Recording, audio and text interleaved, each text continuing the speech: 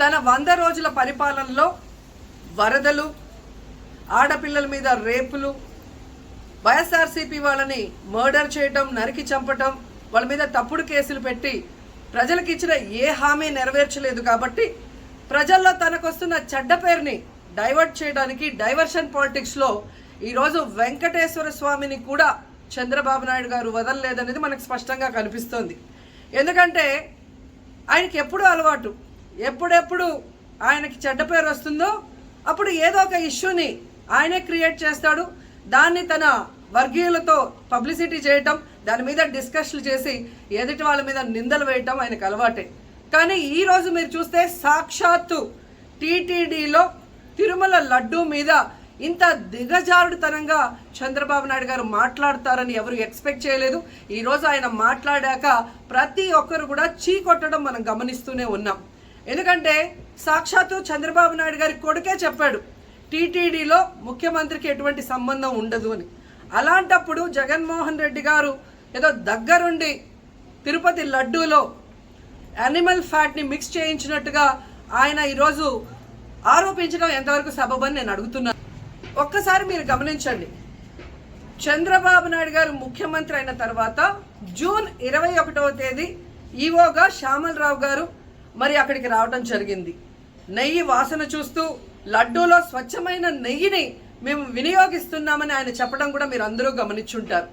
July 6వ తేదీ 12వ తేదీ 2 సార్లు ట్యాంకర్లది టెస్ట్ చేయడం జరిగింది. అందులో వెజిటబుల్ ఫ్యాట్ మిక్స్ అయింది కాబట్టి దాన్ని రిజెక్ట్ చేశాము, దాన్ని వాడలేదు అని శ్యామలరావు గారు చెప్పడం మనం అందరం కూడా గమనించాం. అలాంటిది 2 నెలల తర్వాత ఇప్పుడు చంద్రబాబు నాయుడు టీటీడీకి సంబంధించిన దాన్ని టీడీపీ ఆఫీసులో ప్రెస్ మీట్ పెట్టి ఇలా యానిమల్ ఫ్యాట్ కలిసింది అని ఒక నింద వేసినప్పుడు దాన్ని సమర్థిస్తూ మళ్ళీ శ్యామలరావు గారితో ప్రెషర్ పెట్టి ప్రెస్ మీట్ పెట్టించి ఎలా మాట్లాడిచ్చారో మీ అందరూ కూడా గమనించారు. సాక్షాత్తు నారా లోకేష్ గారే చెప్పారు టీటీడీతో ముఖ్యమంత్రికి సంబంధం లేదు అని. అలాంటప్పుడు జగన్ గారి మీద ఎలా నిందలేస్తారని నేను అడుగుతున్నా. ఈరోజు మీ ప్రభుత్వంలో మీ ఈవో ఉండగా మీరు టెస్టింగ్ చేసిన మిల్క్లో వెజిటబుల్ ఫ్యాటా ఇంకో ఫ్యాటా ఉంటే దానికి బాధ్యత ఎవరు? శ్యామలరావు గారా, లేదా ప్రభుత్వంలో ఉన్న చంద్రబాబు నాయుడు గారా, లేదా ఎవరు టీటీడీ బోర్డులో ఉన్న మెంబర్సా? సో ఇది ఒకసారి మనం ఆలోచించాల్సిన విషయం. అంటే ఈవో గారు తాను జాయిన్ అయినప్పుడు ఏం చెప్పాడు, ఈరోజు చంద్రబాబు నాయుడు ప్రెషర్ పెట్టాక ఏం చెప్పాడు అనేది భక్తులందరూ కూడా గమనించాల్సిన విషయం. రెండవది మీరు చూస్తే చంద్రబాబు నాయుడు డైవర్షన్ పాలిటిక్స్ ఎప్పుడూ చేస్తుంటారు. అలాగే ఈరోజు ఆ తిరుమల కొండ మీదకి జగనన్న అధికారంలో ఉన్నప్పుడు మోడీ గారు వచ్చారు, అమిత్ షా గారు వచ్చారు, ఎక్స్ సీజే రమణ గారు వచ్చారు, ప్రెసెంట్ సీజే గారు వచ్చారు. అంతెందుకు చంద్రబాబు నాయుడు ఫ్యామిలీతో సహా వెళ్ళాడు, పవన్ కళ్యాణ్ గారు వెళ్ళారు. లడ్డూలో ఏమాత్రం రుచి తేడా ఉంటే ఆ రోజే వాళ్ళు కంప్లైంట్లు ఇచ్చుంటారుగా, ఎందుకు కంప్లైంట్లు ఇవ్వలేదు? ఇప్పుడు ఆ 5 సంవత్సరాల్లో ఏదో జరిగిందని నింద వేయటానికి ఈరోజు టీటీడీని ఎంచుకొని తిరుమల తిరుపతి దేవస్థాన ప్రతిష్టను దిగజార్చడం ఎంతవరకు కరెక్ట్ అని భక్తులందరూ కూడా ఒకసారి ఆలోచించాల్సిన అవసరం ఉంది. అండ్ మూడవది, ఈరోజు ఎవరైతే బీజేపీ నాయకులు కూడా మాట్లాడుతున్నారో వాళ్ళని నేను అడుగుతున్నా, ఇదే టీటీడీ బోర్డులో మెంబర్లుగా బీజేపీకి సంబంధించిన వాళ్ళు ఉన్నారు. మరి ఆ రోజు తప్పు జరిగితే వీళ్ళందరూ ఎందుకు మోడీ గారికి అమిత్ షాకి ఇన్ఫార్మ్ చేయలేదు, ఎందుకు దీని మీద చర్యలు చేపట్టలేదు అనేది నేను అడుగుతున్నా. అలాగే ఈరోజు తెలుగుదేశం పార్టీ అధికార పార్టీలో ఉన్న వేమిరెడ్డి ప్రశాంతి గారు ఆ 5 సంవత్సరాల కాలంలో ఈ పర్చేసింగ్ కమిటీలో 5 సంవత్సరాలు ఉన్నారు. అలాగే ఇప్పుడు మంత్రిగా ఉన్న పార్థసారథి గారు కూడా పర్చేసింగ్ కమిటీలో ఉన్నారు. మరి వాళ్ళని విచారించండి, ఆ బోర్డు మెంబర్లందరినీ బయటకు వచ్చి మాట్లాడమని చెప్పండి, తప్పు జరిగిందా లేదా.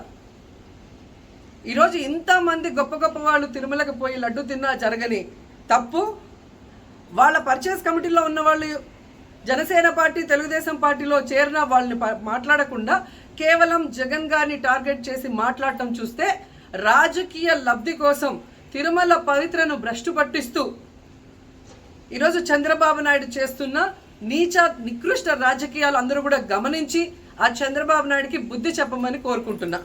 ఇక ఫైనల్గా తనని ఎవరో నమ్మరు అనుకున్నప్పుడు పవన్ కళ్యాణ్ గారిని ఫ్రేమ్లోకి తీసుకురావడం చూస్తున్నాం.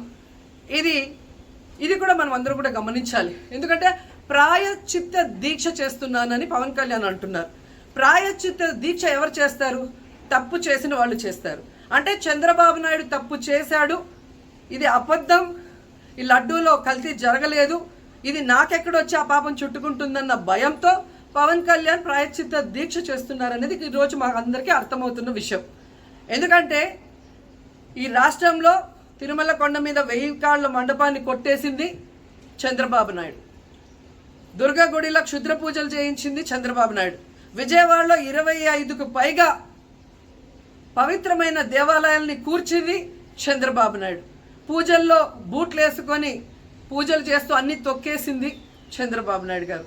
ఇలాంటి చంద్రబాబు నాయుడు కోసం ఎన్ని ప్రాయశ్చిత్త దీక్షలు చేసినా ఆయనైతే దేవుడు క్షమించడు, అలాగే హిందువులు కూడా చంద్రబాబు నాయుడిని క్షమించరు.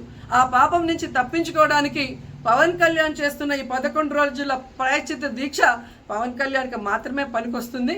కాబట్టి ఇకనైనా తిరుమల తిరుపతి దేవస్థానాన్ని అడ్డం పెట్టుకొని జగనన్న మీద దుమ్మెత్తి పోసే కార్యక్రమాల్లో ప్రతిష్టగా దిగజారిస్తే తిరుపతి అమ్మాయిగా నేను ఊరుకునేది లేదని కూడా ఈ సందర్భంగా తెలియజేసుకుంటున్నాను. మరిన్ని ట్రెండింగ్ వీడియోల కోసం న్యూస్ 18 తెలుగు యూట్యూబ్ ఛానల్ను సబ్స్క్రైబ్ చేసుకోండి.